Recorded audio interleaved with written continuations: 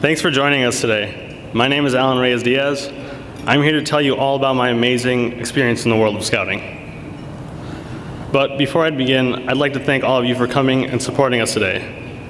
This event, while being about recognizing Mr. Page and raising money for Scouts, is also about giving kids an opportunity to be a part of something that they might have otherwise missed out on.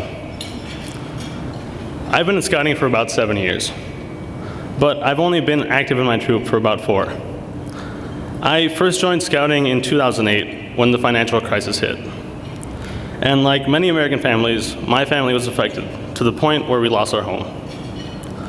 So my family went from being able to buy me things whenever, not that they did, to us having to watch every cent that we had. There were also many personal hardships that my family went through those years. Those things, plus me not seeing a point to scouting, and seeing that many people who were not in scouting, that thought that scouting was lame, kind of just pushed me away from scouting more. So I stopped attending meetings for about 3 years, and in those 3 years, I didn't do much. I just followed mom around and stayed home, watched TV, played video games, normal kid stuff. But my mom, persistent as she is, pushed me back into scouting after a while, and being a little older and being able to do more within the organization, I saw that this thing that I was a part of was truly amazing. Throughout many years in scouting, I've been to a lot of camps. I've been to a leadership camp that teaches you how to be a better leader within your own troop.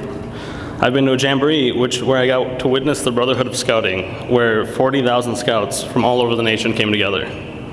And a hiking camp where my crew and I got to spend 12 days with nature as we saw new things every single mile that we walked. Over the years, I learned and experienced new things like shooting rifles, archery, and wilderness survival and canoeing. Not only did I have a ton of fun doing these things, but camp taught me very important things like discipline and courage. It also taught me to respect and honor those who have the courage to take a leadership role, whether it be in a country, a state, or even a troop. At Philmont, a high adventure scout camp in New Mexico, my crew and I were supposed to have trekked for about 70 miles. But by the end of our journey, we had tallied over 90. We had gotten lost on 2 of the 12 days that we were there. But on both those days, nature really put our skills as scouts to the test. Scouting had taught us how to react to certain situations. We didn't panic, even though we knew we had gotten lost, because we knew we had the skills to overcome this obstacle. On both of these occasions, my crew and I made it to our destination a little tired, a little late, and desperate for rest, but we were okay in the end. I've also gotten the opportunity to attend the 2013 National Scout Jamboree. At the Jamboree, we got to do so many activities. They had a ton of stuff for us to do. Some of the activities included archery and BMX biking. There were a bunch of new things that I hadn't done before. Patch trading was an amazing new experience that so many people partook in, and it was really fun. Apparently, it's a really big tradition in jamborees. I'd never gone BMX biking before the Jamboree, but apparently I love it, and it's really fun. But my favorite thing at the Jamboree was definitely the day of service, where my troop and I got to help Habitat for Humanity. We painted houses and put up fences for many low-income families, and seeing their faces it was really fun, just seeing their faces. It was great. I'm very excited to say that next month, 2 of my friends and I will be going to Japan to attend the 2015 World Scout Jamboree. My friends and I have been working extremely hard since last September to get accepted and to raise the money on our own to go to this once-in-a-lifetime event. For the uninformed, Boy Scouts is just a bunch of kids tying knots, pointing out tree species, and learning about nature. But when you dig a little deeper, you realize that it's really about teaching kids how to be better adults who lead their lives with a standard of morals and who value everything and everyone around them. Scouting has given me the skills that I will carry with me my entire life. It has given me the courage to face any situation and the ability to lead myself and others towards a better and more fulfilled future. I'd also like to share how proud I am to be part of El Sol District. because I've gotten to see how much kids can grow in such little time. Just a couple years ago, we didn't have enough scouts in our troop to be called a troop. But now, as the younger scouts are growing into Boy Scouts, I feel as if I'm not teaching them lessons, they're teaching me how to be a better leader. Again, I'd just like to thank everybody for their support today, because none of my adventures would have been possible without contributors like you and Northern Star Council. I'd also like to thank El Sol District and Gustavo Lopez, my Scoutmaster, for all the guidance and support along the way. I really am thankful that there are people to believe in this great organization that I love, the Boy Scouts of America. Thank you.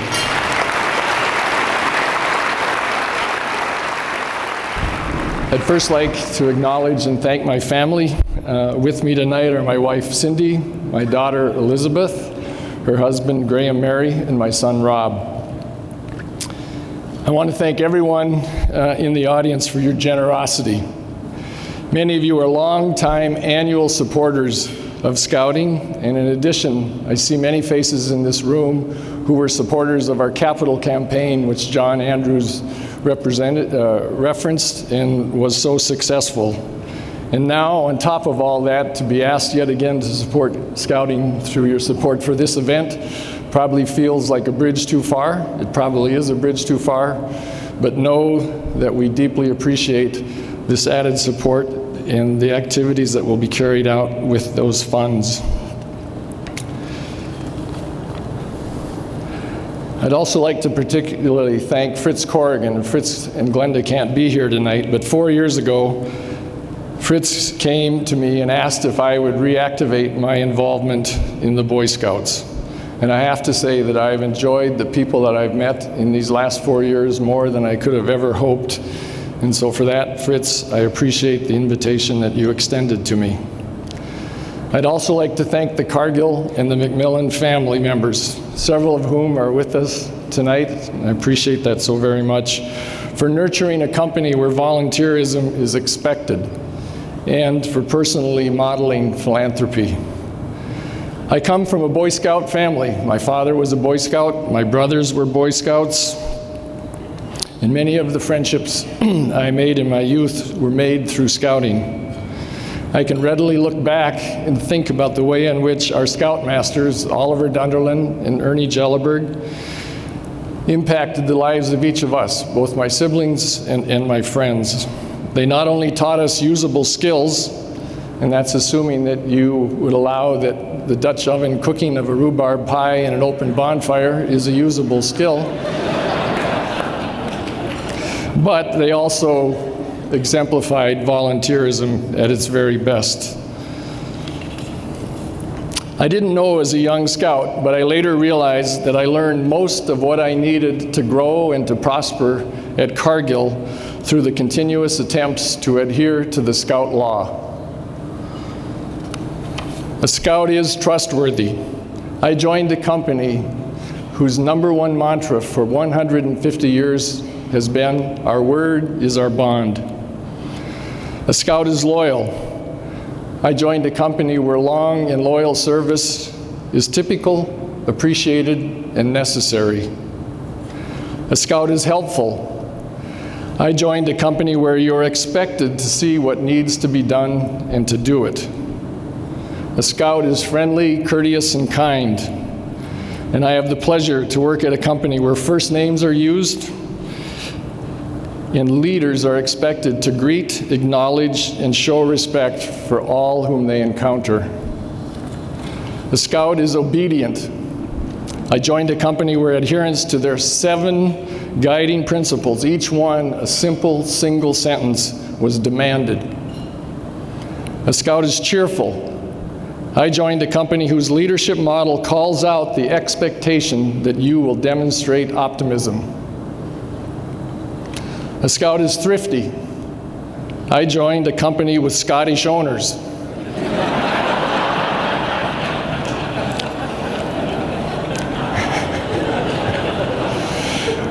Who all drove old cars. What more needs to be said? Okay.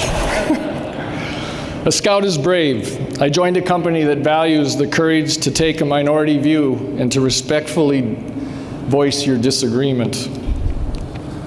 A scout is clean. Now this one's a bit of a stretch, but I joined a company where nothing, literally nothing else matters in our work if we don't meet our food safety obligations. And finally, a scout is reverent. And I had the good fortune to join a company that works hard to respect the religious convictions and customs of all of our 152,000 colleagues. Given that one of my very first merit badges was poultry husbandry, it was somewhat preordained or predestined that I would go to work for Cargill's animal protein business. The brand promise, as you can see on the posters of the Boy Scouts of America, is prepared for life. And in my case, that has to a great degree been true. But many in our city are not born into homes with a scouting tradition. Yet many of these are the very children that will benefit most from the mentoring and teaching of a caring scoutmaster. They can begin a life of achievement through the earned self-esteem that comes from demonstrating mastery in a whole host of merit badge pursuits. They can learn the healthy benefits of competing with their peers in an environment that rewards, rewards learning and service to others. 2 years ago at the Boy Scouts of America National Convention, a speaker noted that most social service organizations try to make the world better for kids. Scouting, on the other hand, seeks to make better kids for the world. We all realize that the best time to change the trajectory of a child's life is at an early age. Gabriela Mistral, a Chilean poet and educator, eloquently captured this truth. She wrote, "Many things we need can wait. The child cannot. Now is the time her bones are formed, her mind developed. To him we cannot say tomorrow. His need is today." Recruiting youngsters to Cub Scouts is critical to delivering the programs that complement the role of our community's parents. An impediment to these efforts is our restricted access to some elementary schools. I would like to make an additional ask of all of you on top of the financial support that you've provided, and that ask is to the extent that you have influence over your individual schools or over a particular school board, that you encourage them to allow full access for our Cub Scout recruiting night, which is held one night in September, where it's an opportunity to introduce kids to the joys of scouting. Thank you.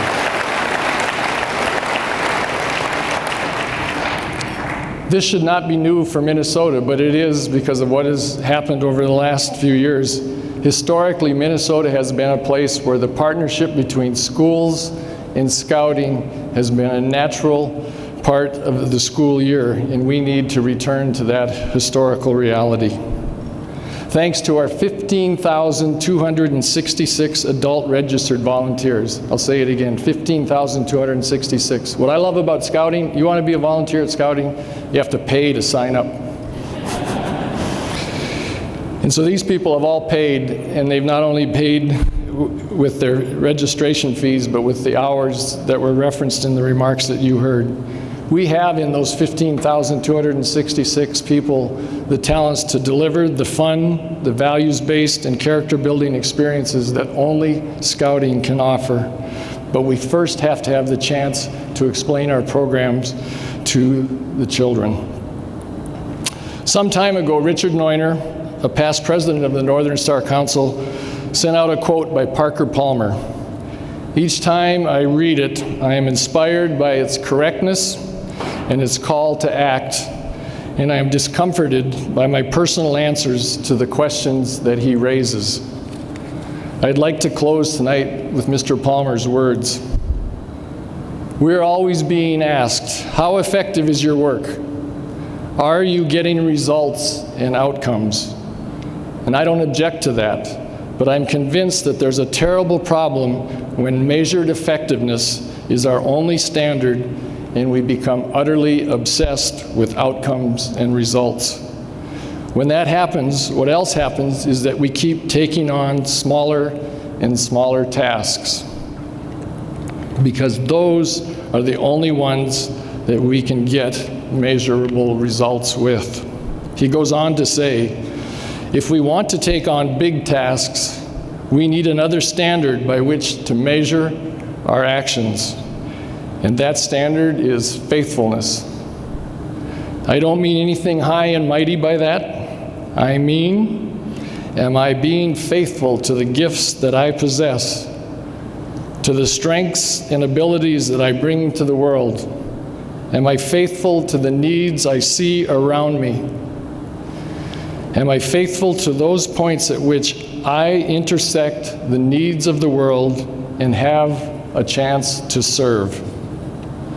Do I enter that opportunity, as complex and as challenging as it may be, or do I shy away, run away, for fear that I won't be able to serve well, or that I will be stretched beyond my ability to serve? So ours is the complex and challenging task of creating the next generation of citizens and parents that our nation requires. I thank you for your support in providing scouting for a child whose character development cannot wait. Thank you.